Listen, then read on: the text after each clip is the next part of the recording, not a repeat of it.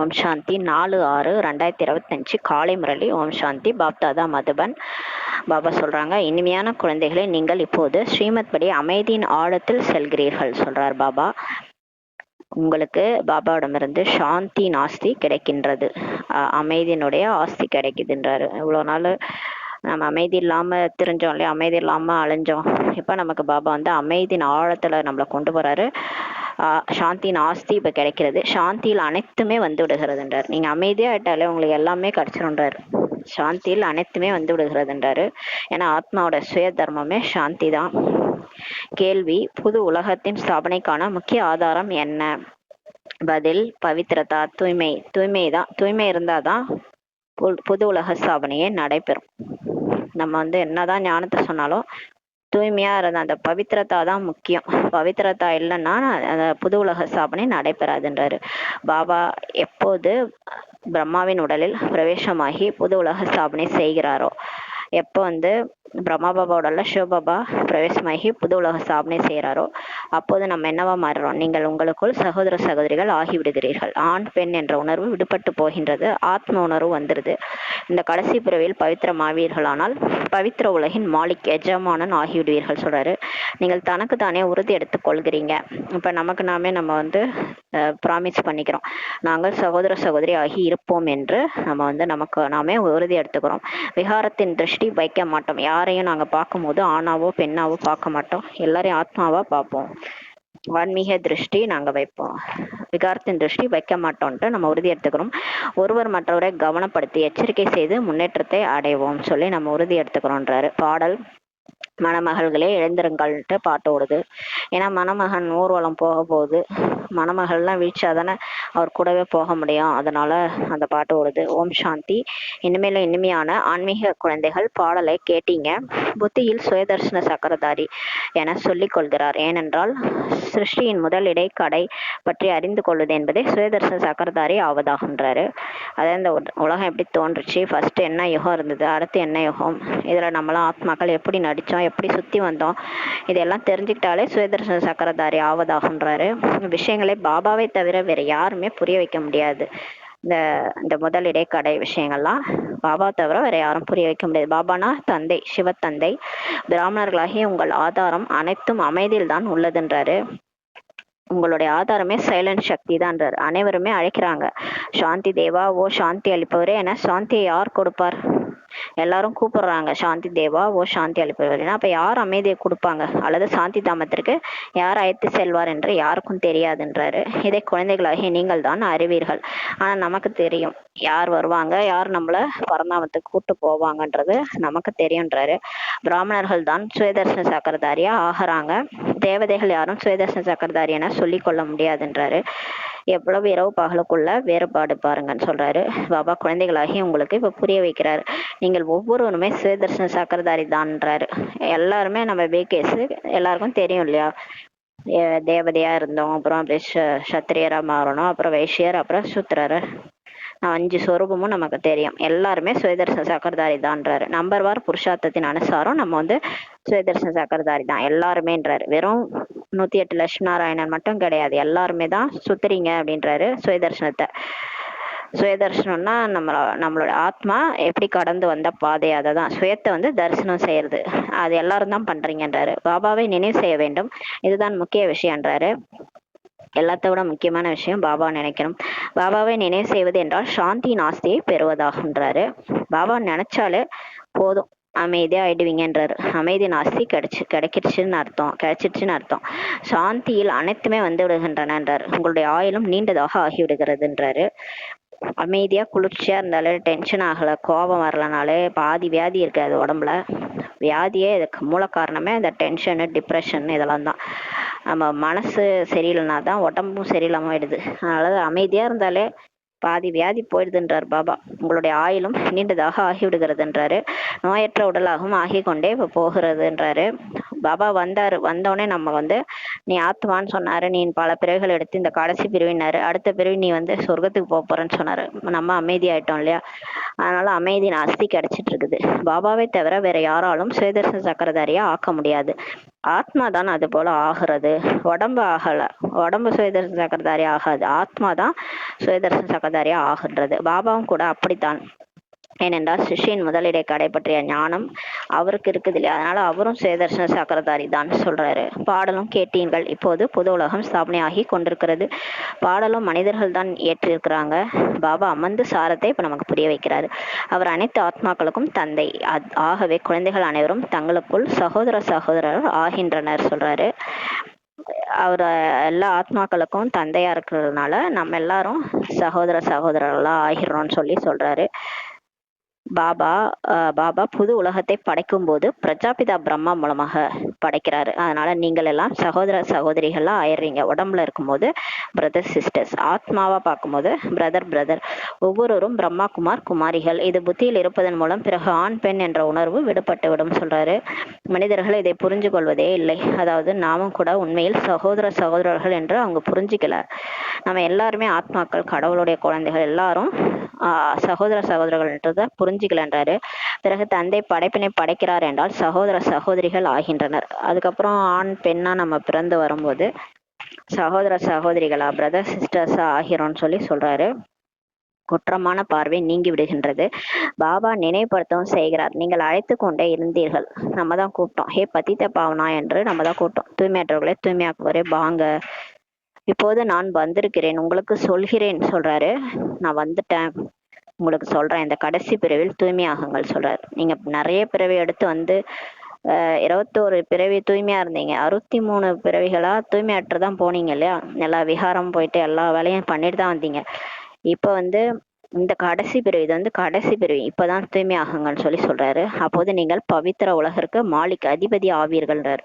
இந்த பிறவி தூய்மையாட்டாலே போதும், சான்ஸ் கொடுக்குறாரு. தூய்மையான உலகத்துக்கு போயிட்டு அதிபதி ஆயிடுவீங்கன்றாரு. இந்த கண்காட்சியோ உங்கள் ஒவ்வொருவரின் வீட்டிலும் இருக்கணும்ன்றாரு.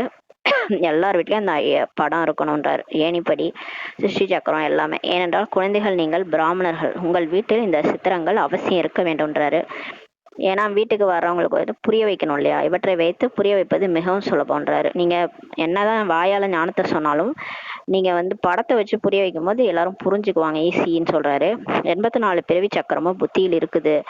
நல்லது, உங்களுக்கு ஒரு பிராமணி ஆசிரியர் கொடுத்து விடுவோம். அவர் வந்து சேவை செய்து விட்டு செல்வார். இப்போ 84 பிறவி சக்கரம் நம்ம புத்தியில் இருக்குன்றாரு. இப்போ நமக்கு எக்ஸ்பிளைன் பண்ண தெரியலன்னா நம்ம வீட்டில் கீதா பாடசாலை ஓப்பன் பண்ணுறோன்னா யாராவது ஒருத்தவங்களை அமுச்சு வைப்பாங்க. அப்புறம் பிராமணி வந்து யார் நல்லா டீச்சராக இருக்கிறாங்களோ அவங்கள அமுச்சு வச்சா அவங்க வந்து சேவை செய்துட்டு செல்வாங்கன்னு சொல்கிறாரு. நீங்கள் கண்காட்சியை திறந்து வையுங்கள் சொல்கிறார் பாபா. உங்களால் எக்ஸ்பிளைன் பண்ண முடியலன்னா யாராவது வந்து எக்ஸ்பிளைன் பண்ணுவாங்க. பக்தி மார்க்கத்திலும் கூட யாராவது கிருஷ்ணரின் பூஜை அல்லது மந்திரங்கள் முதலின தெரியவில்லை என்றால் பிராமணர்களை அழைக்கிறாங்க இல்லையா? பக்தியில் கூட பார்த்தீங்கன்னா கோயில் திறந்துருக்கும். அந்த கோயிலில் பூஜை செய்ய தெரியலன்னா அதுக்காக பிராமணர்களை அழைப்பாங்க. இதுவும் மிகவும் சுலபம் தான்றாரு பாபா. பிரஜாபிதா பிரம்மா மூலம் சிருஷ்டியை படைத்திருப்பார் என்றால் நிச்சயமாக பிரம்மா குமார் குமாரிகள் சகோதர சகோதரி ஆகியிருப்பாங்கன்னு சொல்றாரு. தூய்மையாயிருப்பாங்க இல்லையா? உறுதிமொழி எடுத்துக்கொள்கின்றனர். நாங்கள் இருவரும் சகோதர சகோதரியாக இருப்போம்ட்டு உறுதிமொழி எடுத்துக்கிறாங்க. 2 பேரும் பீக் ஆயிட்டாங்கன்னா வந்து ரக்ஷாபந்தன்ல ராக்கி கட்டிக்கிட்டு உறுதிமொழி எடுத்துக்கிறாங்க. நாங்க 2 பேரும் சகோதர சகோதரியாக இருப்போம், விகார திருஷ்டி வைக்க மாட்டோம்ட்டு உறுதிமொழி எடுத்துக்கிறாங்க. ஒருவர் மற்றவரை கவனப்படுத்தி எச்சரித்து முன்னேற்றத்தை அடைவோம்னு சொல்றாங்க. முக்கியமானது நினைவின் யாத்திரை தான் பாபா சொல்றாரு. முக்கியமானது பாபா நினைக்கணும். பாபா நினைச்சாதான் சக்தி வரும். அந்த சக்தி மூலமா தான் நம்மளால 5 விகாரத்தை வெல்ல முடியும். அதனாலதான் நினைங்கன்னு சொல்றாரு. ஏன்னா நினைக்காம நம்மளால 5 விகாரத்தை வெல்லவே முடியாது. ஏன்னா போதுமான சக்தி நம்ம கிட்ட இல்ல. லட்சுமி நாராயணன் எப்படி அந்த 5 விகாரத்தை வென்றாங்கன்னா பாபாவை நினைச்சு சக்தி எடுத்ததுனாலதான், சிவன் கிட்ட இருந்து சக்தி எடுத்ததுனாலதான். அதனாலதான் நினைங்கன்றாரு. அப்பதான் கண்ட்ரோலிங் பவரே வரும், கட்டுப்படுத்தும் சக்தி வரும். அந்த மனிதர்கள் விஞ்ஞானத்தின் சக்தியால் எவ்வளவு உயரத்தில் செல்வதற்காக முயற்சி செய்யறாங்க. அந்த மனுஷங்க சயின்ஸ் சக்தினால எங்கெங்கயோ அந்த நிலாக்கு போறதுக்கு எல்லாம் உயரத்தில் செல்வதற்காக முயற்சி செய்யறாங்க. ஆனால் மேலே எந்த ஒரு உலகமும் கிடையாதுன்னு பாபா சொல்றாரு. ஆனா மேலெல்லாம் வந்து மேல ஏதாவது உலகம் இருக்கான்னு பாத்தீங்கன்னா எந்த உலகமும் கிடையாதுன்றாரு. இது விஞ்ஞானத்தின் அதிகபட்சத்தில் செல்வதாகும் சொல்றார் பாபா. பாபா சொல்றாரு அவங்க சயின்ஸ் சக்தி மூலமா அதிகபட்சமா போறது அதுதான் அப்படின்னு சொல்றாரு. ஆனா மேலெல்லாம் எந்த உலகமும் கிடையாது. நிலாக்கு போறாங்க, அங்கெல்லாம் தங்கவும் முடியாதுன்னு சொல்லி பாபா சொல்றாரு.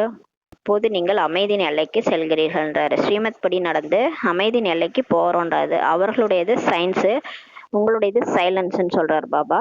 குழந்தைகள் அறிவார்கள், ஆத்மாவோ சுயம் சாந்த சுரூபமா இருக்குது. இந்த சரீரத்தின் மூலம் பாட்டை மட்டுமே நடிக்க வேண்டியிருக்குதுன்றாரு. ஆத்மாவுடைய சொரூபமே சாந்த சுரூபம் தான். ஆனா அந்த சரீரத்துல வந்த பிறகுதான் அது வந்து சவுண்டில் வருது. சவுண்டில் வந்து பாட்டை நடிக்க வருதுன்றாரு. கர்மம் செய்யாமலும் யாருமே இருக்க முடியாது. இந்த உடல் மூலமாக நம்ம வந்து கர்மம் பண்ணி தான் ஆகணும்.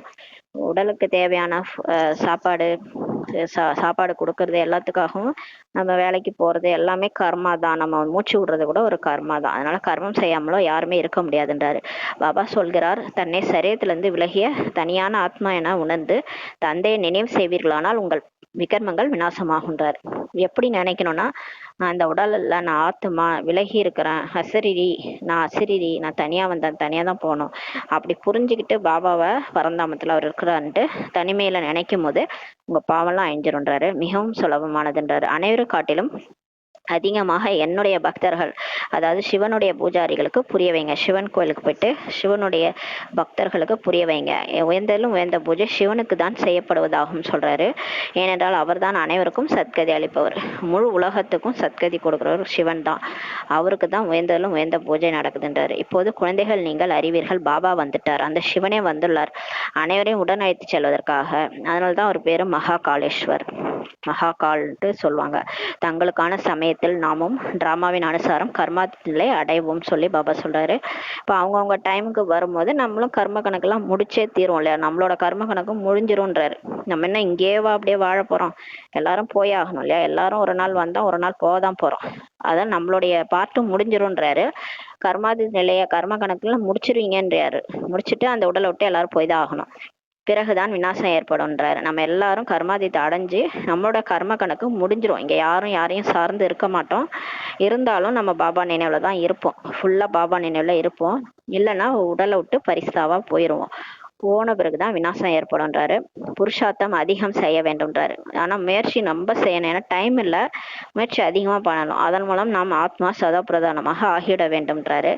அதிகமா பாபா நினைக்க நம்ம ஆத்மால இருக்கிற துருவெல்லாம் பாவம்லாம் விலகி தூய்மையா ஆகிரணும். ஏன்னா உடலை விட்டு போகும்போது தூய்மையா தேவதை மாதிரி போனாதான் சொர்க்கத்துக்கு போக முடியும். இல்லைன்னா துவாபரயுகத்துல தான் திரும்ப வந்து எப்ப நம்ம எந்த அளவுக்கு தூய்மையோ அந்த உலகத்துலதான் நம்ம போய் பிறப்போம். அதாவது சத்தியுகம்னா 100% தூய்மைனா சத்தியுகம் சொர்க்கத்திலேயே ஃபர்ஸ்ட்லேயே போய் நடிப்பீங்க. இப்போ 50 ஓரளவுக்கு 70% தூய்மையா இருக்கிறீங்கன்னா திரேதாயுகத்துக்கு போயிடுவீங்க. ஒரு 50%னா துவாபர யுகத்துல தான் வந்து உறப்பீங்க. அது சுத்தமா மாறவே இல்லை, அப்படியே இருக்கிறோம். கலியுக பழக்க வழக்கங்கள் தான் இருக்குன்னா கலியுகத்துல தான் வந்து பிறப்போம். அதனால தூய்மை ஆகணும், இதுதான் முக்கியன்றாரு. பாபாவின் ஸ்ரீமத் படி நடக்க வேண்டும். இப்ப நம்ம வந்து பாபாவுடைய ஸ்ரீமத் படி நடத்தாதான் நம்ம சொர்க்கத்துக்கு போக முடியும். இல்லைன்னா துவாபரயுகம் கலியுகம் தான். ஸ்ரீமத் பகவத்கீதா என சொல்கின்றனர். இது எவ்வளவு பெரிய மகிமை சொல்றாரு. தேவதைகளுக்கும் மகிமை பாடுறாங்க, ஸ்ரீமத்துக்கு அவ்வளோ மகிமை பாடுறாங்க. ஸ்ரீமத் யாருடையது? கடவுளுடையது, சிவனுடையது. அது அவர் தான் வந்து ஸ்ரீமத் கொடுக்குறாரு, உயர்ந்த வழி கொடுக்குறாரு. அதை தான் மகிமை பாடுறாங்கன்னா அப்ப அந்த ஸ்ரீமத்துக்கு அவ்வளோ மகிமை இருக்குது. அந்த ஸ்ரீமத் யார் கொடுத்ததுன்னா சிவன் கொடுக்குறாரு. அது மாதிரி தேவதைகள் அந்த ஸ்ரீமத்தை ஃபாலோ பண்ணி தேவதை ஆயிருக்கிறாங்க. அதனாலதான் அவங்களுக்கும் மகிமை பாடுறாங்க. என்ன பாடுறாங்க? சர்வகுண சம்பன்ன சம்பூர்ண நிர்விகாரின்னு லட்சுமி நாராயண் முன்னாடி போய் எதுக்கு பாடுறாங்க? எப்படி அவங்களுக்கு சர்வ குணங்களும் நிரம்புச்சு? எப்படி 5 விகாரத்தையும் வென்றாங்க?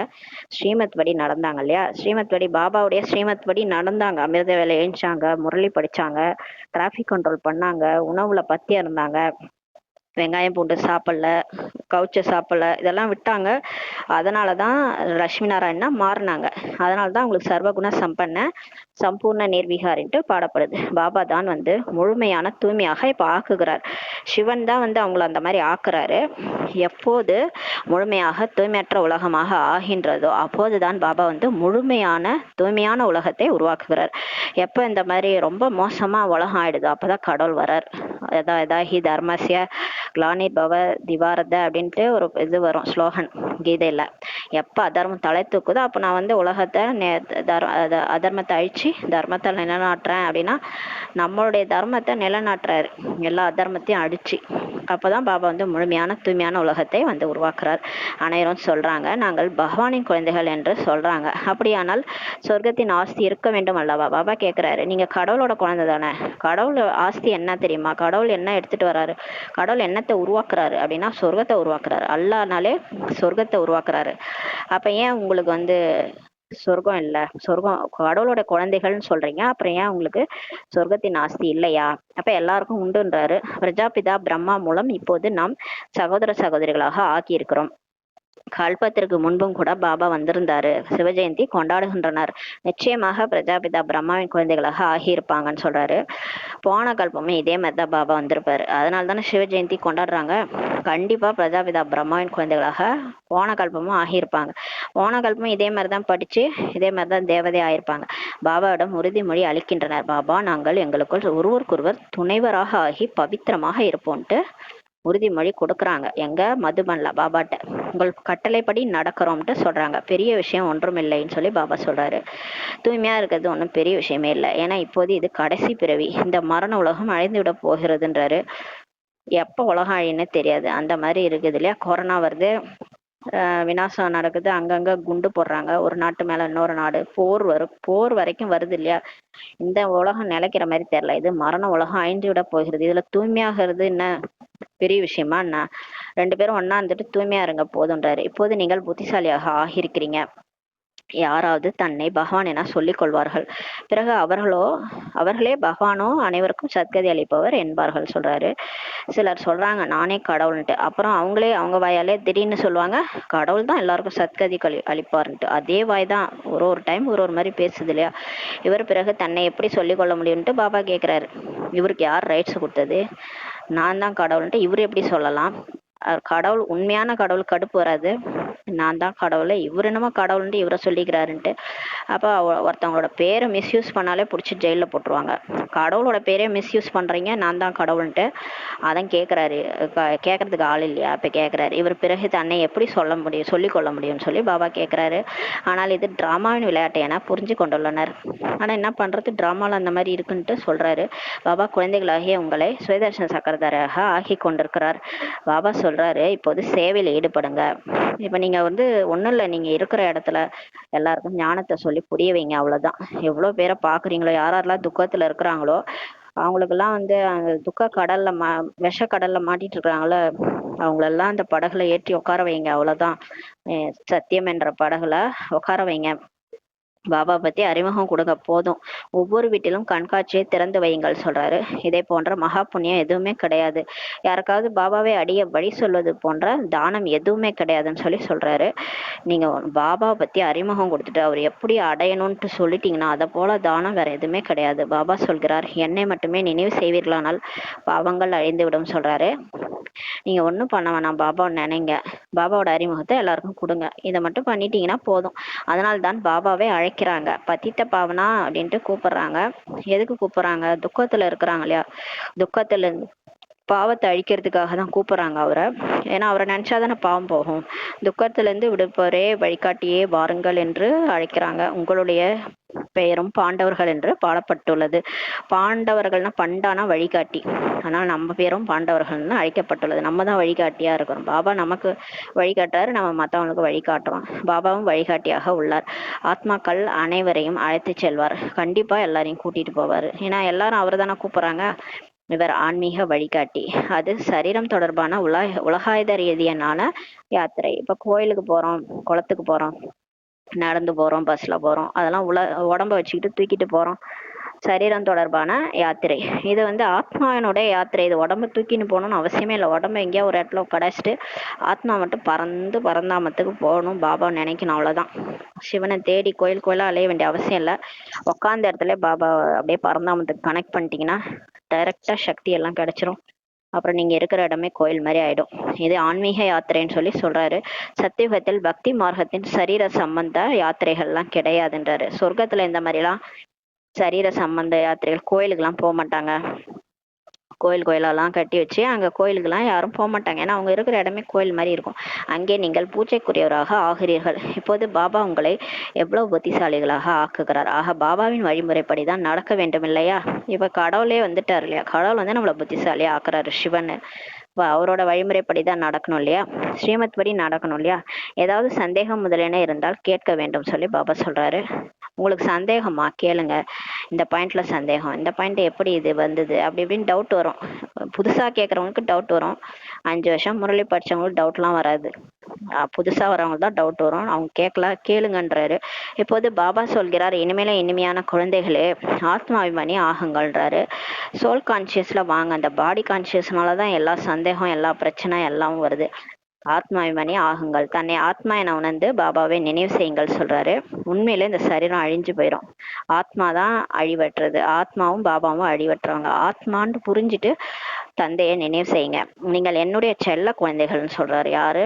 ஆத்மாக்கள். அரை கல்பத்தின் நாயகிகள் நீங்க தான். நீங்க தான் 63 ஜென்மமா பக்தி பண்ணீங்க. ஞாபகம் இருக்கா? இந்த நாயன்மார்கள், ஆழ்வார்கள் இதெல்லாம் யாரா இருக்கும்?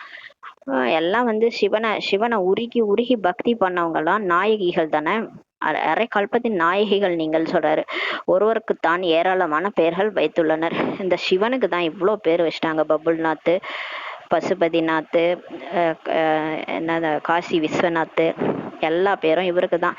எவ்வளோ பேர்கள், எத்தனை கோயில்கள் கட்டுகின்றனர் சொல்றாரு. நானும் ஒருவன் தான். ஆனா என் ஒருவனுக்கு இப்படி கோயில் கட்டி வச்சிருக்காங்க. என்னுடைய பேரே சிவன் சொல்றாரு. இவர் எத்தனை பேரை உருவாக்குனாரோ அத்தனை பேரும் கோயில் கட்டி வச்சிருக்கிறாங்க இவருக்கு. ஏன்னா அவர் பிரதிபலன் காட்டணும் இல்லையா? துவாபர யுகத்துல எனக்காக இவ்வளோ பண்ணியே பாபா, உனக்காக நான் கோயில் கட்டுறேன்னு அந்த ஆத்மா வந்து துவாபர யுகத்துல அவ்வளோ கோயிலை கட்டி வச்சிருக்கிறாங்க எல்லாரும். யாருன்னா பிகேஸா தான் இருக்கும். நான் 5000 ஆண்டுகளுக்கு முன் பாரதத்தில் தான் வந்திருந்தேன்னு சொல்றாரு. 5000 வருஷத்துக்கு முன்னாடி கூட இதே மாதிரிதான் நான் இங்கேதான் வந்து உங்களுக்கு பாடம் எடுத்தேன். குழந்தைகளை தத்தெடுத்திருந்தேன், எப்போதும் தத்தெடுத்து கொண்டிருக்கிறேன். இது வந்து ரிப்பீட் ஆகுதுன்றார். திரும்ப திரும்ப சுத்துது இந்த சக்கரம்னு சொல்றாரு. இதுதான் சிதம்பர ரகசியம். பிரம்மாவின் குழந்தைகள் என்ற காரணத்தினால் சிவபாபாவுக்கு நீங்க பேர குழந்தைகள் ஆகுறீங்கன்றாரு. சிவபாபா தாத்தாவாயிடுறாரு. ஏன்னா பிரம்மா பாபாவுடைய அப்பா அவரு. அதனால நமக்கு தாத்தாவாயிடுறாரு. இங்கே ஆசி கிடைப்பது ஆத்மாவுக்கு தான் சொல்றாரு. உடம்புக்கெல்லாம் ஆசி கொடுக்க மாட்டேன், இந்த உடம்பு அழிஞ்சு போயிடும். நான் ஆத்மாவை தான் பார்க்க வந்தேன், ஆத்மாவுக்கு தான் ஆசி கொடுக்குறேன்றாரு. அது சகோதர சகோதரி என்ற கேள்வியே எழுவதில்லைன்றாரு. ஆத்மாவுக்கு எப்படி ஆணு பெண்ணு? ஆத்மா வெறும் புள்ளியா இருக்குது. அதுல என்ன உடம்பு தெரியுதா? உடம்பு தான் ஆணா இருக்கு பெண்ணா இருக்கு. ஆத்மால என்ன இருக்குது? ஆத்மால சகோதரன் சகோதரி என்ற கேள்வியை எழுவதில்லை. அதனால எல்லாருக்குமே ஆஸ்தி உண்டுன்றார். ஆத்மா தான் படிக்கின்றது, ஆஸ்தி பெறுகின்றது. அனைவருக்கும் உரிமை உள்ளது. நீங்க ஆண் உடல்ல இருங்க, பெண் உடல்ல இருங்க, அதை பத்தி எனக்கு கவலை இல்லை. நீங்க ஆத்மா என்னுடைய குழந்தை, அதனால உங்களுக்கு உரிமை இருக்கு. என்னோட ஆஸ்தி இல்லைன்னு சொல்லி யார் சொல்றது? சிவனே சொல்றாரு. குழந்தைகள், நீங்கள் இந்த பழைய உலகில் என்னென்ன பார்க்குறீங்களோ இவை அனைத்தும் அழிந்தாக வேண்டும் சொல்றாரு. இப்ப நீங்க எதெல்லாம் கண்ணால பாக்குறீங்களோ எதுவுமே இருக்காது. மகாபாரத யுத்தம் நிச்சயமாக இருக்குது. கண்டிப்பா வந்து மகாபாரத போர் இருக்கு. எல்லையற்ற தந்தை எல்லையற்ற ஆசையை கொடுத்து கொண்டிருக்கிறார். ஆனா இதான் நேரம். கடவுளே வந்து ஆசி கொடுத்துட்டு இருக்கிறாரு எல்லாருக்கும். எல்லையற்ற ஆசி, அதாவது எத்தனை பிறவிக்கு வேண்டுமோ அத்தனை பிறவிக்கு நிரப்பிக்கலாம். நீங்க பாபா நினைக்கணும், ஞானத்தை படிக்கணும், அவ்வளவுதான். நீங்க எவ்வளவு எடுக்கிறீங்களோ அவ்வளோ ஆசி உங்களுக்கு பிறவிக்கும் கிடைச்சிரும். கடைசி பிறவி வரைக்கும் நீங்க பணக்காரரா வாழ்வீங்க. எடுத்தீங்கன்னா, ஆசி எடுத்தீங்கன்னா கவலை இல்லாம ஒரு வேளை சாப்பாட்டுக்கு எந்த வேலைக்கும் நீங்க கவலைப்படாம சாப்பிடலாம். உங்களுக்கு உணவு, உடை, இருக்க இடம் எல்லாமே கிடைச்சிரும். இப்ப நீங்க எல்லையற்ற ஆசையை எடுத்துக்கங்கன்றாரு. எல்லையற்ற ஞானத்தை சொல்லி கொண்டிருக்கிறாரு இப்ப நமக்காக. தியாகமும் எல்லையற்றதாக இருக்க வேண்டும்ன்றாரு. அவர் எப்பேற்பட்ட ஞானத்தை சொல்லிட்டு இருக்கிறாரு இல்லையா? அப்ப நம்ம தியாகம் கூட பண்ணணும் இல்லையா அவருக்காக? நீங்கள் அறிவீர்கள், கல்பத்திற்கு முன்பும் கூட பாபா ராஜயோகம் கற்பித்திருந்தார். அஸ்வமேத யாகம் படைத்திருந்தார்.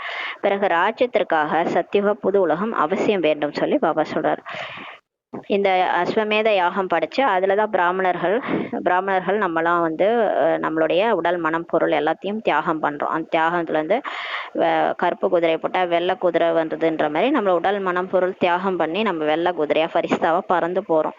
பிறகு ராஜ்யத்திற்காக சத்தியுக புது உலகம் அவசியம் வரணும்ன்றாரு. பழைய உலகத்தின் விநாசமும் நடைபெறுது. இந்த யாகத்துல எல்லாமே உள்ளார போயிடுது. பழைய உலகம் உள்ள விநாசம் ஆயிடுதுன்றாரு. இது 5000 ஆண்டுகளின் விஷயம்தான்றாரு. இதே யுத்தம் தான் நடைபெற்றது போன கல்பமும். அதன் மூலம் சொர்க்கவாசல் திறந்ததுன்றாரு. இந்த யுத்தம் முடிஞ்ச பின்ன சொர்க்கவாசல் திறக்கும்ன்றாரு. போர்டிலும் எழுதி வைங்க, சொர்க்கத்தின் கேட் எப்படி திறக்கிறது என்பதை வந்து புரிஞ்சு கொள்ளுங்கள் என்று எழுதி வைங்க. முக்தி நீங்க சொன்னார்ல, முக்தி தாமத்தின் கேட்டு, ஜீவன் முக்தி தாமத்தின் கேட்டு அப்படின்னு எழுதி வைங்கன்ட்டு. உங்களால் புரிய வைக்க முடியவில்லை என்றால் வேறு யாரையாவது அழைக்கலாம். இப்போ யார் நல்ல பிராமணிகள் நல்லா கிளாஸ் எடுக்கிறாங்களோ அவங்கள கூட்டு வச்சு புரிய வைங்க. பிறகு கொஞ்சம் கொஞ்சமாக விருத்தியாகி கொண்டே போகும். இப்படி நீங்கள் கீதா பாடசாலை ஓப்பன் பண்ணிவிட்டு நீங்கள் யாரையாவது கூப்பிட்டு கிளாஸ் எடுக்க வச்சிங்கன்னா நிறைய பேர் வருவாங்க.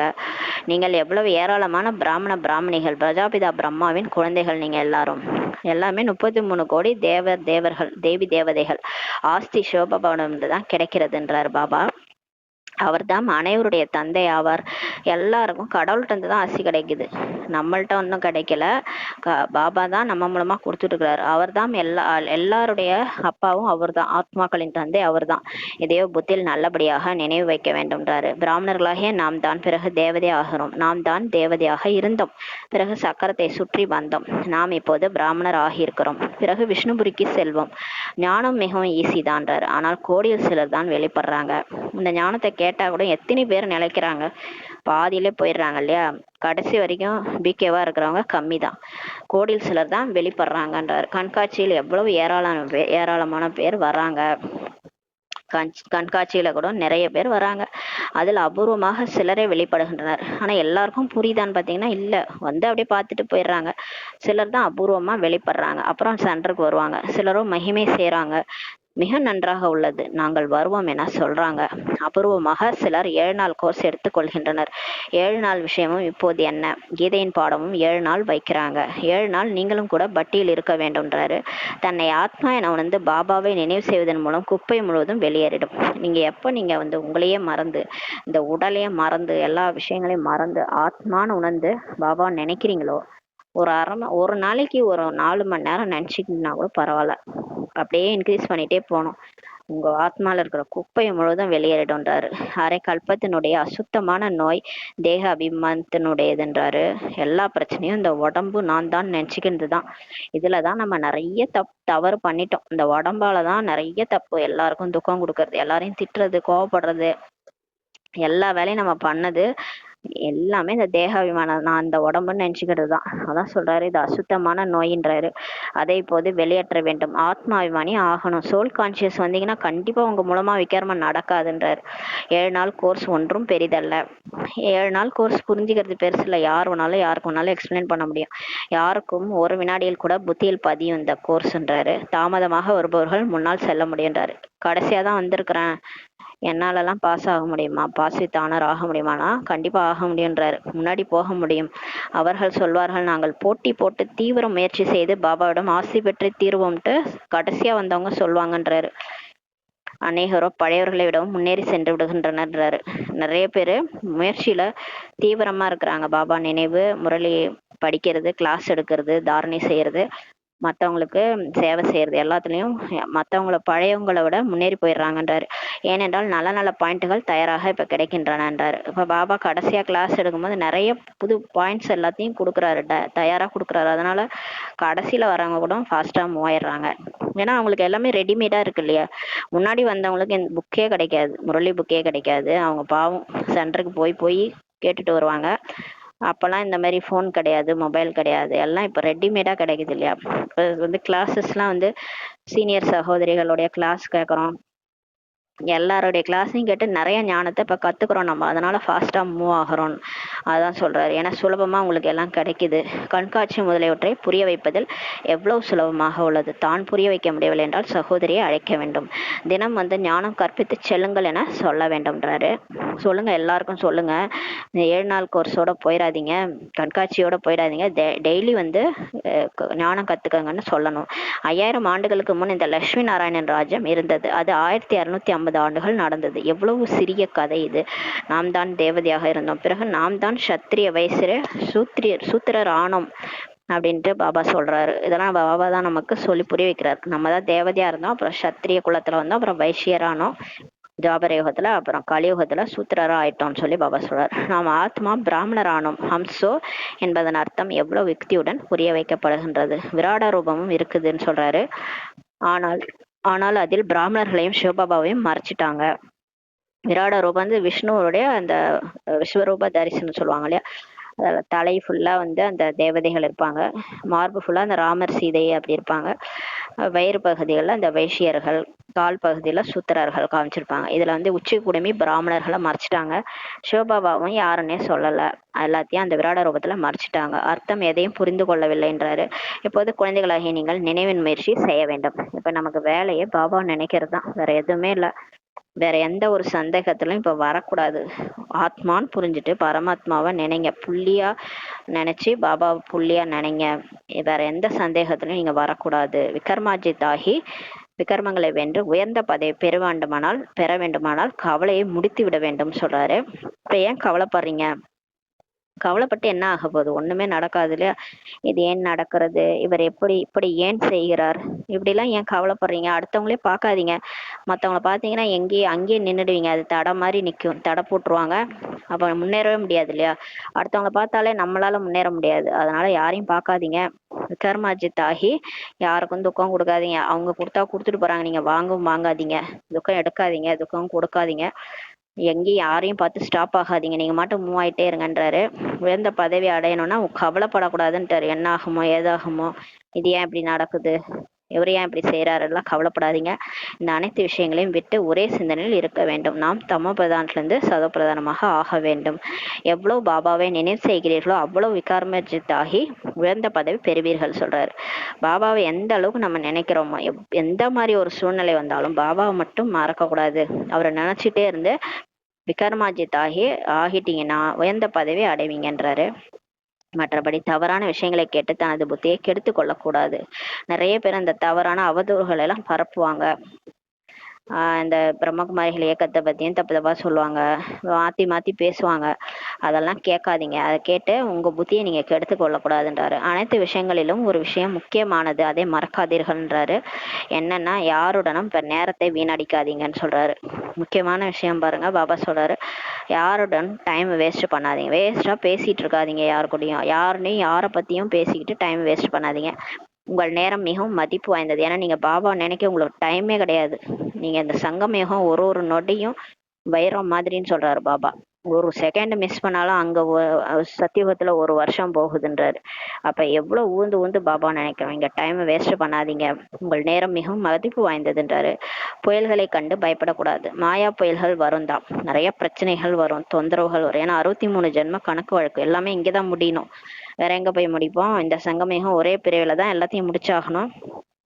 அதனால புயல்லாம் வரும், மனசுல புயல் வரும்.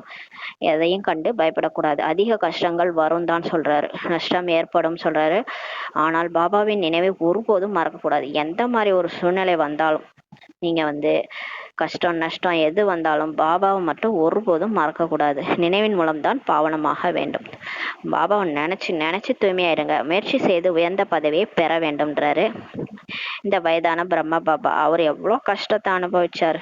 எவ்வளோ இந்த பெகரி பார்ட்டு கூட இருந்துச்சு, சாப்பாட்டுக்கு வழி இல்லாத நிலைமை கூட இருந்துச்சு. ஆனாலும் பாபா சிவபாபாவை தான் நம்பினார் இல்லையா? பாபான்னாரு, உடனே எல்லாமே நடந்தது இல்லையா? அது மாதிரி பாபாவை எந்த மாதிரி சூழ்நிலையும் பாபா மறக்காதீங்கன்றாரு. இந்த வயதான பிரம்மா பாபா இந்த அளவு உயர்ந்த பதவி பெறுகிறார், நாம் ஏன் ஆக மாட்டோம்? எதுவும் படிப்பு இல்லையா? பாபா சொல்றாரு, இந்த பாபாவுக்கு இவ்வளவு வயசாயிடுச்சு, இவரே முயற்சி பண்றாரு, நம்ம ஏன் ஆக மாட்டோம்னு சொல்லி பாபா கேட்கிறாரு. இதுவும் படிப்பு இல்லையா? நீங்கள் இதில் புத்தகம் முதலிய எதையும் எடுப்பதற்கான தேவையே கிடையாது. புத்தியில எல்லா ஞானத்தையும் வச்சுக்கோங்க. புத்தியில கதை முழுதும் இருக்குதுன்றாரு. புக்கு கூட தேவையில்லைன்றாரு. எவ்வளவு சிறிய கதை, நம்மளோட கதை தான், சொந்த கதை, சின்ன கதை, ஒரு வினாடியின் விஷயம்தான்றாரு. ஒரு வினாடியின் விஷயம்தான் இந்த கதைன்றாரு. நம்மளுடைய கதை ஜீவன் முக்தி ஒரு வினாடியில் நமக்கு கிடைக்கின்றது. பாபான்னு நம்பிட்டோம்னா போதும், ஆத்மான்னு புரிஞ்சுக்கிட்டு பாபா புரிஞ்சுக்கிட்டோம்னா ஒரு செகண்ட்ல ஜீவன் முக்தி, அதாவது உடல்ல இருந்துகிட்டே முக்தி அடைஞ்சிட்டோம் இல்லையா? ஆசை என்றால் என்னவென்றே தெரியாத நிலையை அடைஞ்சிட்டோம். கடவுளை தான் தேடணும், அவரே கிடைச்சிட்டாரு. இதுக்கு மேல என்ன இருக்குது? இங்க வாழற வரைக்கும் நிம்மதியா இருந்துட்டு எல்லாருக்கும் சுகம் கொடுத்துட்டு ஆசீர்வாதம் கொடுத்துட்டு ஆசீர்வாதம் எடுத்துட்டு பாபா நினைவுல சரித்தை விட்டா மிகப்பெரிய பாக்கியம். ஜீவன் முக்தி ஒரு செகண்ட்ல கிடைச்சிருன்றாரு. முக்கியமான விஷயம், பாபாவை நினைவு செய்யுங்க. முக்கியமான விஷயமே அப்பாவை நினைக்கணும். அவரை நினைங்க. இந்த ஊர் உலகத்துல இருக்கிறவங்க எல்லாம் நினைக்காதீங்க. யாரும் உங்க கூட வரப்போறதில்ல. யாராவது உங்க கூட உங்களை தாங்குன்னு தாங்க போறாங்களா தூக்கி வச்சுக்கிட்டு? இன்னும் செல்லமான குழந்தைகளேன்னு யாராவது கூப்பிடுவாங்களா? இல்ல இனிமையான குழந்தைகளேன்னு உங்களை யாராவது கொஞ்சிருக்காங்களா? எதுக்கு அவங்க பின்னாடி ஓடுறீங்க? இங்க பாபா தான் கொஞ்சறாரு நம்மள. அவரை தான் நினைக்கணும்.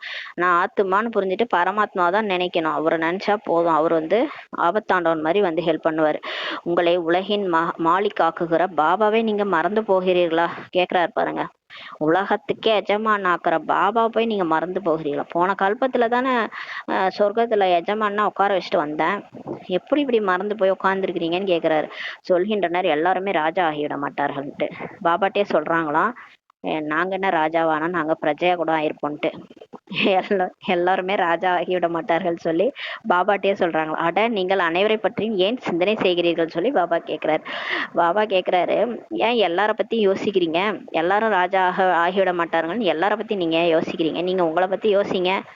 நீங்க ராஜா ஆகணும், அதுதானே உங்க ஏமு அப்படின்னு சொல்றாரு. பாடசாலையில் இந்த கவலை கொள்கின்றனரா? இப்ப ஸ்கூல்ல கூட இப்படிதான் நினைச்சு படிக்கிறாங்களான்னு கேக்குறாரு. அனைவரும் ஸ்காலர்ஷிப் பெற மாட்டார்களா என்று. அதாவது ஸ்கூல்ல வந்து ஸ்காலர்ஷிப் கொடுப்பாங்க, எல்லாருக்கும் கிடைச்சிருமா அப்படின்னு நினைச்சுக்கிட்டா படிக்கிறாங்க? கிடைக்கணும்னு நினைச்சிட்டு தானே படிக்கிறாங்க. எனக்கு ஸ்காலர்ஷிப் கிடைக்கணும், நான் நல்ல மார்க் எடுக்கணும் அப்படின்னு நினைச்சிட்டு தானே எல்லாரும் படிக்கிறாங்க. எல்லாருக்கும் கிடைச்சிருமான்னு நினைச்சுக்கிட்டு யாராவது படிக்கிறாங்களா? அந்த மாதிரி படிக்க கூடாது. படிக்கும் போதே அந்த ஏமோட படிக்கணும். படிப்பில் ஈடுபட்டிருப்பார்கள் இல்லையான்னு சொல்லி கேக்குறாரு. யாரா இருந்தாலும் படிக்கதான் செய்வாங்களே, அது மாதிரி இப்ப படிங்க. நான் என்ன ராஜாவா ஆக போறேன், நான் பிரஜையா கூட ஆவேன் அப்படின்னு நினைச்சுன்னு படிச்சீங்கன்னா, அப்போ உங்களோட ஏமே உங்களோட குறிக்கோளே கம்மியா இருக்குது. அப்ப அதை விட கம்மியா தான் நீங்க ஆவீங்க. குறிக்கோளை அதிகமா வைக்கணும். லட்சுமி நாராயணன் வச்சாதான் ஏதோ ஓரளவுக்கு அது நம்ம போயிட்டு பதவி அடைவோம் இல்லையா? அதனாலதான் சொல்றாரு, எல்லாரும் ஸ்கூல்லயே படிக்கிறவங்க படிப்புல தான் ஈடுபடுவாங்க. ஸ்காலர்ஷிப் எல்லாருக்கும் கிடைக்குமான்னு நினைச்சுக்கலாம் படிக்க மாட்டாங்க. ஒவ்வொருவரின் புருஷார்த்தத்தின் மூலம் புரிந்து கொள்ள முடியும்ன்றாரு. இப்ப உங்களுக்கே தெரியும், எல்லாருடைய முயற்சியை வச்சு ஸ்ரீமத்தை எந்த அளவுக்கு ஃபாலோ பண்றாங்களோ அதை வச்சுதான் அவங்க பதவின்றது நமக்கு தெரியும். அதனால எல்லாருடைய முயற்சியை வச்சே உங்களால கண்டுபிடிக்க முடியும்ன்றாரு. இவர்கள் என்ன பதவி பெறுவார்கள் என்று உங்களாலேயே தெரிஞ்சுக்க முடியும்னு சொல்றாரு. நல்லது. இனிமேல இனிமையான தேடி கண்டெடுக்கப்பட்ட செல்ல குழந்தைகளுக்கு தாயும் தந்தையும் ஆகிய பாப்தாதாவின் அன்பு நினைவு மற்றும் காலை வணக்கம். ஆன்மீக குழந்தைகளுக்கு ஆன்மீக தாய் தந்தையின் நமஸ்தே. நாம் ஆன்மீக குழந்தைகள் ஆன்மீக தாய் தந்தைக்கு நமஸ்தே. தாரணைக்கான முக்கிய சாரம். ஃபர்ஸ்ட் பாயிண்ட், இந்த சமயம் மிகவும் மதிப்பு வாய்ந்தது. இதை தவறான விஷயங்களினால் இழந்துவிடக் கூடாது. எவ்வளவுதான் புயல்கள் வந்தாலும் நஷ்டம் ஏற்பட்டாலும் பாபாவின் நினைவில் இருக்க வேண்டும் சொல்றாரு. ரெண்டாவது பாயிண்ட், தமோ பிரதானத்திலிருந்து சதோ பிரதானம் ஆவதற்கான சிந்தனை மட்டுமே செய்ய வேண்டும். வேறு எந்த ஒரு சிந்தனையும் உங்களுக்கு இருக்கக்கூடாது. ஹம்சோ சோகம் என்பதன் சிறிய கதையை மிகுந்த யுக்தியுடன் புரிந்து கொள்ளவும் புரிய வைக்கவும் வேண்டும். நாம தான் தேவதை, நாம தான் தேவதையா இருந்தோம், நம்ம தான் சூத்திரன் ஆயிட்டோம், நம்ம தான் பிராமணன் ஆயிருக்கிறோம். இது சின்ன கதை தான். இந்த சின்ன கதையை யுக்தியோட புரிந்து கொள்ளணும், மற்றவங்களுக்கும் புரிய வைக்கணும். ஏன்னா நம்ப மாட்டாங்கல்ல யாரும். நம்ம சொன்னா நம்புறாங்க, நம்மளே மேலும் கீழுமா பாக்குறாங்க இல்லையா?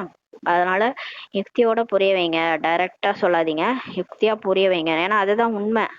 உண்மைதானே நம்ம பேசிட்டு இருக்கிறோம், பொய்யா சொல்லிட்டு இருக்கிறோம். சத்தியமானவர் சிவன் சொல்றத நம்ம மத்தவங்க போய் சொல்லிட்டு இருக்கிறோம். உண்மையை சொல்றோம், அவங்க நம்ப மாட்டாங்க. அதுக்கு வந்து நம்ம ஒண்ணும் பண்ண முடியாது. ஏன்னா அவங்க சொர்க்கத்துக்கு வர மாட்டாங்க. அதனால நம்ம வந்து யாருக்கு சொர்க்கத்துக்கு வராங்களோ அவங்களுக்கு யுக்தியோட புரிய வைங்கன்னு சொல்லி சொல்றாரு. வரதானம், மூழ்கிய நிலையின் அனுபவத்தின் மூலம் மாயாவை தன் பக்தையாக ஆக்கக்கூடிய மாயாஜித் ஆகுக. இப்ப பாபாவோட அன்புல அப்படியே மூழ்கிருங்கன்றாரு. அந்த மூழ்கிய நிலையின் அனுபவத்தின் மூலம் மாயாவே மாத்திருங்க. மாயாவே வந்து நம்மளுடைய பக்தரா மாத்திருங்க. மாயா நம்மளுடைய பக்தை. 5 விகாரம் இருக்குல்ல, 5 விகாரமும் நமக்கு அப்படியே தலை வணங்கிட்டு போயிடும். அதனாலதான் அந்த நாராயணன் வந்து அந்த 5 தலை பாம்பை படுக்கையாக்கி படுத்துட்டு இருக்கிறாரு. 5 தலை பாம்பு வந்து அந்த 5 விகாரம், காம கோபம் பற்று ஆசை அகங்காரம் அவருக்கு தலை வணங்குது. வந்து அவர் குடை நிழலா குடை பிடிக்குது. அவருக்கே பக்தராகி போச்சு. ஆதிசேஷன் அந்த பாம்பு வந்து 5 விகார பாம்பு, அதை வந்து அவர் கொடைய பெட் ஆக்கிட்டாரு.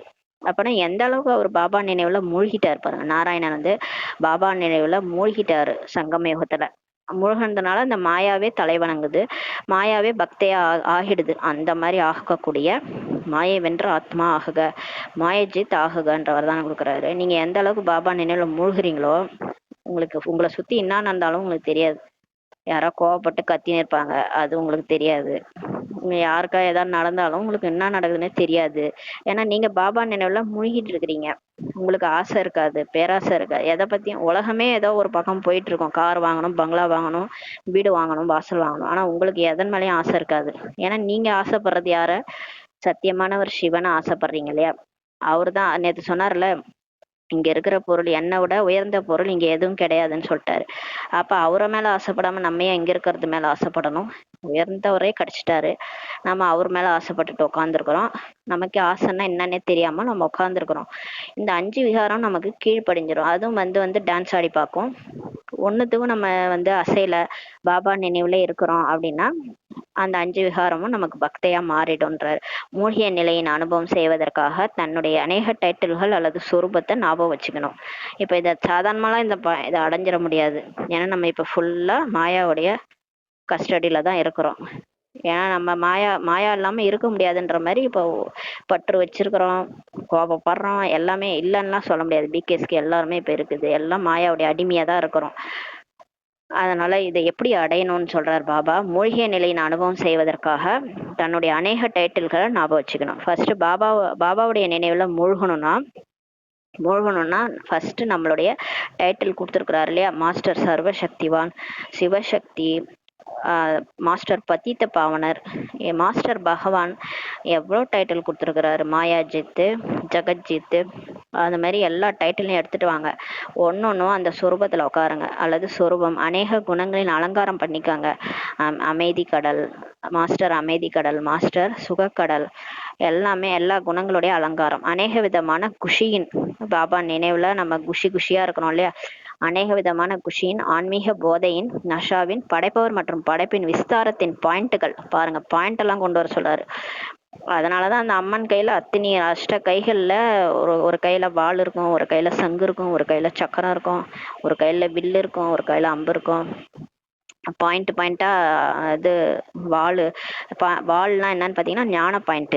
அதனால விஸ்தாரமான அந்த பாயிண்ட்டுகள் எல்லாத்தையும் கொண்டு வாங்கன்றாரு. பிராப்தியின் பாயிண்ட்னா நம்ம சொர்க்கத்துல போய் என்னெல்லாம் அடைய போறோம், என்னெல்லாம் அடைஞ்சிருக்கிறோம். பாபா அடைஞ்சு உன்னை அடைந்து உலகே அடைந்தேன், உலகத்துக்கே ராஜ்ய அதிகாரியா ஆக போறோம். இதெல்லாத்தையும் நினைவுல வைங்க. இதெல்லாம் வச்சாதான் நீங்க மாயாவை வெல்ல முடியும் சொல்றார் பாருங்க. இவ்வளோத்தையும் கொண்டு வரணும். அதில் உங்களுக்கு பிடித்தவற்றை சிந்தனை செய்வீர்களானால் மூழ்கிய அவஸ்தா சுலபமாக அனுபவமாகும். இதுல உங்களுக்கு எது பிடிச்சிருக்கு? இப்ப இத்தனி சொன்னார்ல, அநேக டைட்டில்கள், சொரூபம், குணங்களின் அலங்காரம், குஷியின் அநேக விதமான குஷி, ஆன்மீக போதை, படைப்பவர் படைப்பின் விஸ்தாரமான பாயிண்ட். எத்தனை பாயிண்ட் சொல்லியிருக்கிறாரு ஞானத்துல. அந்தமதி, சோகதி, அப்புறம் ஃபுல் ஸ்டாப் வைங்க. ஃபுல் ஸ்டாப் ஆத்மா, பரமாத்மா, ட்ராமா, இந்த 3 பாயிண்ட்டை ஞாபகம் வச்சுக்கோங்க. அது மாதிரி எவ்வளோ பாயிண்ட், எது போன கல்பத்தில் என்ன நடந்தோ அதுதான் இந்த கல்பத்துலேயும் நடக்கும். அது மாதிரி எதுவும் புதிதல்ல. இது எல்லாமே ட்ராமா விஸ்தாரத்தினுடைய பாயிண்ட்டுகள் இல்லையா. எவ்வளோ பாயிண்ட் சொல்லியிருக்காரு நமக்கு. இந்த பாயிண்ட் எல்லாம் உலக மாற்றம், சுய மாற்றமே உலக மாற்றம், இந்த மாதிரி எவ்வளோ பாயிண்ட்ஸ், நிறைய பாயிண்ட்ஸ் நமக்கு புத்தியில் வந்துகிட்டே இருக்கும். எல்லாமே ஞானத்தில் நம்ம படிச்சது தான். இது எல்லாத்தையுமே ஸ்மிருதியில நினைவு சொரூபமாக்குங்க. இது வரைக்கும் சும்மா படிச்சீங்க, இந்த காதல வாங்கி அந்த காதல விட்டுட்டீங்க. அது எல்லாத்தையும் சொரூபத்துல கொண்டு வாங்கன்றாரு. இதுல உங்களுக்கு பிடித்தவற்றை சிந்தனை செஞ்சீங்கன்னா உங்களுக்கு பிடிச்ச பாயிண்ட், பிடிச்ச சொரூபம். சிலருக்கு சில சொரூபம் தான் பிடிக்கும், சிலருக்கு பரந்தாமத்துல இருக்கிறது பிடிக்கும், சிலருக்கு சொர்க்கத்துல தேவதையா நடிச்சது பிடிக்கும், சிலருக்கு பாத்தீங்கன்னா அவங்களுக்கு பூஜைக்குரிய சொரூபமா இருக்கிறது தான் பிடிக்கும். ஒரு அம்மனா அப்படியே அஷ்ட கைகளோட இருந்து பக்தர்களுக்கு காட்சி கொடுக்குறது அது பிடிக்கும். ஒவ்வொருத்தவங்களுக்கும் ஒரு மாதிரி ஆத்மாக்களுக்கு பிடிக்கும். அத மாதிரி சொல்றாரு. உங்களுக்கு எது பிடிக்குதோ அதை சிந்தனை செஞ்சீங்கன்னா மூழ்கிய அவஸ்தா சுலபமாக அனுபவமாகும். பாபாவுடைய நினைவு மூழ்கின அவஸ்தா சுலபமா அனுபவமாயிரும். அப்ப மாயா ஓடிடும், மாயா வராது. பிறகு ஒருபோதும் வேறு வசமாக, மாயா வசமாக ஆக மாட்டீங்க. அப்ப இந்த மாயா உங்களை கீழே பிடிச்சி இந்த பூமிக்கு ஈத்துட்டு வருது இல்லையா, அந்த மாதிரியே நீங்க வசமா ஆக மாட்டீங்கன்றாரு. நீங்க ஏதாவது ஒரு போதையிலே இருப்பீங்க, ஆன்மீக நஷா போதை, ஏதாவது ஒரு சொரூபத்துல, ஏதாவது ஒரு ஞான பாயிண்ட்ல அப்படியே மிதந்துகிட்டே இருப்பீங்களா. உங்களுக்கு மாயா என்னென்ன டெஸ்ட் பேப்பர் கொண்டு வந்தாலும் அதுல போய் மாட்ட மாட்டீங்க. மாயா சதா காலத்திற்கும் நமஸ்காரம் செய்யும். இப்ப நீங்க இந்த மாதிரி ஆயிட்டீங்கன்னா கடைசி கடைசி வரைக்கும் மாயா உங்களுக்கு நமஸ்காரம் செய்யும், காலில் விழுந்துரும். இதோட ஞாபகார்த்தம் தான் சொல்லுவாரு. சொர்க்கத்துல லட்சுமி நாராயண் நடக்கும்போது பின்னாடி அந்த ட்ரெஸ்ஸை பிடிப்பாங்களாம். அந்த மாதிரி இங்க மாயா நமக்கு குடைநிழலா ஆயிடும். சங்கமயுகத்தின் முதல் பக்தையாக மாயா ஆகிவிடும் சொல்றாரு. இப்பயே நமக்கு முதல் பக்தையா மாயா ஆகிரும்னு சொல்றாரு. இந்த மாதிரிலாம் நம்ம இருந்தோம்னா மாயா வந்து நமக்கு முதல் பக்தி ஆகிருண்டார். எப்போது நீங்கள் மாயாஜித் மாஸ்டர் பகவான் ஆவீர்களோ அப்போது மாயா பக்தி ஆகிடுன்றார். ஆனா நீங்க எப்போ வந்து மாயை வென்ற ஆத்மாவா மாறி மாஸ்டர் பகவான் பாருங்க, பகவான்னா யாரு? சிவனு. அவருடைய குழந்தையாகிய நாம பாஸ்டர் பகவானா ஆகிறோமோ, அந்த பொறுப்பு நம்ம எடுத்துக்கிறோமோ, உலகையே மாற்றக்கூடிய பொறுப்பு அவர் வச்சிருக்கிறாரு. அவருக்கு கீழே அவர் குழந்தையாகி நம்ம மாஸ்டர் பகவானா எப்ப நம்ம ஆகிறோமோ, பொறுப்பு எடுத்துக்கிறோமோ, அப்போ மாயா வந்து நமக்கு பக்தி ஆகிறோம்னு சொல்லி சொல்றாரு. ஸ்லோகன்: எப்போது உங்கள் பேச்சும் பின்பற்றும் நடைமுறையும் பிரம்மா பாபாவுக்கு சமமாக ஆகிறதோ, நம்ம பேசுறது ஒண்ணு, நடத்தையில ஒண்ணு, அந்த மாதிரி இருக்கக்கூடாது. நம்ம ஒண்ணு சொல்லுவோம், ஆனா செய்யறது வேற ஒண்ணா இருக்கும். அது நம்ம எப்பயுமே அப்படிதான் இருக்கிறோம். ஆனா பிரம்மா பாபா ஆரம்பத்துல இருந்தே பாத்தீங்கன்னா அவர் என்ன சொல்றாரோ அதான் செய்வாராம். எண்ணத்துல என்ன நினைக்கிறாரோ அதான் பேசுவாராம், என்ன பேசுறாரோ அதான் செய்வாராம். அப்படி இருந்ததுனால தான் அவர் நரன்ல இருந்து நாராயணன் ஆனாரு. ஆனா நம்ம எப்படி இருக்கிறோம் பாருங்க. அதான் சொல்றாரு, எப்போதும் உங்களுடைய பேச்சும் பின்பற்றும் நடைமுறையும் இப்ப பிரம்மா பாபாவுக்கு சமமாக ஆகிறதோ அப்போது உண்மையான பிராமணர் என உங்களை சொல்வார்கள். அப்பதான் உண்மையான பிகேன்னே சொல்றாரு, நாராயணன் சொல்லல. பாபா இங்க வந்து சொல்றாரு, உண்மையான பிராமணர்னாலே நீங்க சொல்றது ஒண்ணு செய்யறது ஒண்ணு இல்லாம சொல்றதும் செய்யறதும் ஒரே மாதிரி இருந்தாதான் நீங்க உண்மையான பிகேன்னு சொல்றாரு பாபா. நாராயணன் அளவுக்கு அவர் போல உண்மையான பிகே ஆகிறதுக்கே இந்த லட்சணம் இருக்கணும்னு சொல்லி பாபா சொல்றாரு. ஃபர்ஸ்ட் நீங்க பேசுறதும் செய்யறதும் ஒரே மாதிரி இருக்கணும். நீங்க ஒண்ணு பேசுறீங்க வேற ஒண்ணு செய்றீங்க, இப்படி இருப்பாங்களா யாராவது? அதனால நம்ம பேசுறது செய்யறது ரெண்டும் ஒரே மாதிரி என்னைக்கு ஆகுதோ அப்பதான் நம்ம பிரம்மா பாபா சமானாகி உண்மையான பிராமணரா ஆகுவோம்னு சொல்றாரு. அவ்யக்த இஷாரா: ஆத்மீக ஸ்திதியில் நிலைத்திருப்பதற்கான அபியாசம் செய்யுங்க. உள்முக நோக்குள்ளவர் ஆகுங்கள். நிரந்தர நினைவில் இருப்பதற்கான சகஜ சாதனம் என்னன்னா, இல்லறத்தில் இருந்து கொண்டே பரவிருத்தியில் இருப்பதாகும். பரவிருத்தி என்றால் ஆத்மீக சொரூபன்றாரு. வீட்லயே இருங்க, எங்க இருந்தாலும் இருங்க, அங்க இருந்துகிட்டே ஆத்மான்றத உணர்ந்து இருங்க. நான் இந்த உடல் கிடையாது, நான் நெற்றிப்புறத்துல இருக்கிற ஆத்மா, ஆத்மீக ரூபத்துல இருக்கிறது. அந்த மாதிரி ஆத்மீக ரூபத்தில் இருப்பவர் சதா விலகி இருப்பாங்க, பாபாவுக்கு அன்பானவராக இருப்பாங்க. அவர் எதை செய்தாலும் அவர் காரியம் செய்யவில்லை, ஆனால் விளையாடினார் என்பதாக அனுபவமாகும். அவங்க வேலைதான் செய்வாங்க, கடினமான வேலை கூட செஞ்சா கூட அதை பார்த்தா எப்படி அனுபவம் ஆகும்னா அவங்க விளையாடுறாங்க அப்படின்னு அனுபவம் ஆகுமா. இந்த ஆன்மீக கண்கள், இந்த ஆன்மீக மூர்த்தி அந்த மாதிரி தெய்வீக கண்ணாடி ஆகிறோன்றாரு. அந்த கண்ணாடியில் ஒவ்வொரு ஆத்மாவும் கடின முயற்சி இல்லாமல் ஆத்மீக சொரூபத்தையே அவங்க பார்ப்பாங்க. பாருங்களாம் பாபா எந்த அளவுக்கு சொல்றாருன்னா, இப்ப நம்மளுடைய கண்ணு இருக்குல்ல, நம்மளோட கண்ணு நம்மளுடைய ஆன்மீக மூர்த்தி அந்த மாதிரி ஒரு கண்ணாடி மாதிரி ஆயிடும். நம்ம கண்ணை பார்த்தா அவங்க ஈஸியா அவங்க அவங்க ஆத்மான்றத அவங்க உணர்ந்துருவாங்களாம். இப்ப நம்ம பயிற்சி பண்ணவே தெக்கி தெக்கி திணறோம்.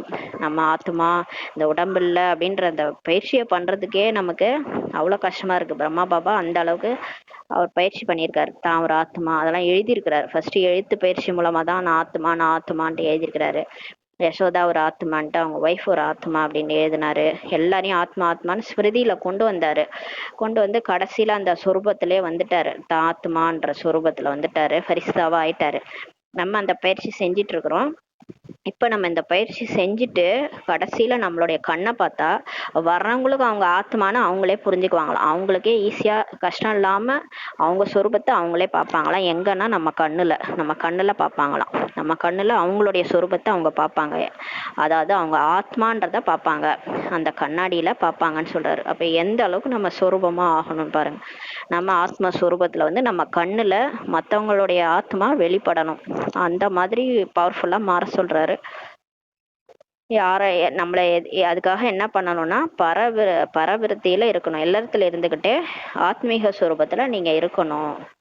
அந்த மாதிரி இருக்கிற பயிற்சி செஞ்சுக்கிட்டே இருக்கணும். அப்பதான் கடைசியில உங்களை பார்க்கும்போது எல்லாரும் உங்க கண்ணுல அவங்களுடைய சுரூபத்தையே பார்ப்பாங்கன்னு சொல்லி சொல்றாரு. ஓம் சாந்தி. நன்றி பாபா, நன்றி ராமா, நன்றி பரிவாரம்.